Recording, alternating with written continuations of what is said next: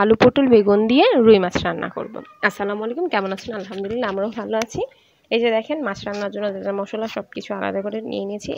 তারপরে হচ্ছে এই মাছগুলো আগে সুন্দর মতো ভেজে নেব, মাছের সাথে সবজিগুলোও খুব সুন্দর করে ভাজবে। এটা হচ্ছে আমার খালাম্মা, উনি আমাকে খুব ভালোবাসে, উনি আমার মার বোন খালা। তারপর হচ্ছে এগুলো সব ভাজার জন্য এই হলুদ মরিচ সবজির মধ্যে মেখে নিচ্ছে, আর মাছগুলো অলরেডি কড়াইতে দিয়ে দিয়েছে।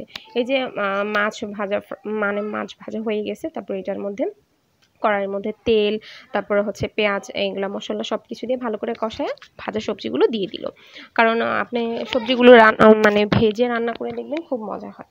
তো সবাই বলে কি, আচ্ছা আপনার সব রান্নাই খালি কোন মজা হয় মজা হয়, আপনারাও একবার এভাবে রান্না করে দেখবেন কত টেস্ট। তো আমার খেতে মানে তরকারি দেখে আমার ভাত খেতে মন চাইতেছিল, আর কি লোভ সামলানো যায়, তাই লোভ আর সামলাতে পারিনি। তারপর লেবু, তারপর হচ্ছে শুটকির ভর্তা করেছিলাম মা, সেইটা নিয়ে খেতে বসে পড়েছি।